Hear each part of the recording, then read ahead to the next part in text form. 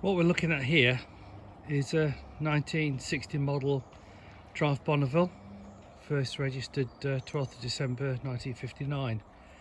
I purchased this bike as a cafe racer back in about 1978. Fell in love with it on site, and it was my only bike. Ran it on no money and effectively ran it into the ground with the Nottingham Triumph Owners Club, and from then through marriage, divorce, children, all of that, kept hold of the bike and then rebuilt it in time for the Bonneville 50 celebration, and I've ridden it ever since. Doesn't get ridden a huge amount because I do have a number of other bikes. Not that I don't enjoy riding it, although it is a little tricky to ride, mainly because of the awful chop monoblock carburetors, which are old and do mean that you need to have a little bit of care with regard to tick over and so on. As you can see, the dogs like the bike as well.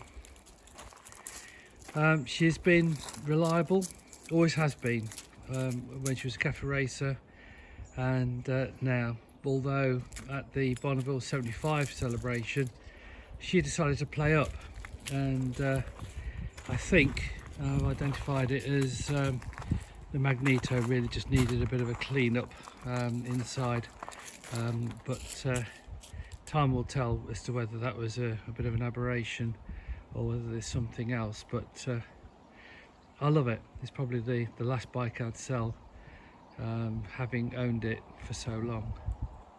The one dilemma I have with it is the condition. I'm not a polisher, and anybody will be able to see that there's a little bit of wear and tear and patina, I suppose, and I quite like that. It'd be nice to keep it really shiny, but that would mean that she'd be effectively a trailer queen, and that doesn't suit me at all. You'll notice also the bent exhaust pipe. Myself and a muntjac deer collided late last year in the dark, and thankfully I stayed on the bike. I don't know what damage the muntjac deer had, but it certainly will have hurt it, because it somewhat bent the exhaust pipe. At this time, again, still undecided as to whether to replace it or just keep it as a bit of a battle wound to show that she is being used. Time will tell. For those used to the Hinckley bikes, the starting procedure is a little arcane in that you have to so-called tickle it.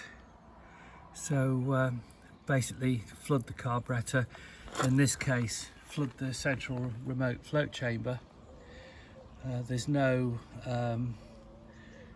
capacity in the carburetors themselves to hold fuel. The fuel, if you like, the cylinder has been chopped off, hence the chop monoblock name, and then kick it and it should go. Another thing that's always worth doing, especially if you're going to ride it, sorry about the camera, is to clear the clutch. So pull the clutch in, kick it over and free the clutch, and that way you avoid a really horrible crunch when it comes to putting into gear. So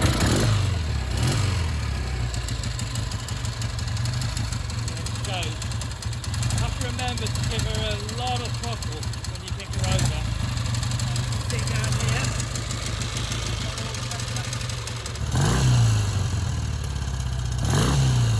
beautiful sound.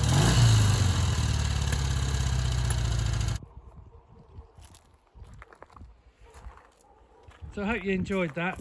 It's a bit difficult to film and do things at the same time, but there you go. 1960 model Triumph Bonneville. One thing I didn't mention is, of course, it's US spec. It's got the smaller tank and higher bars.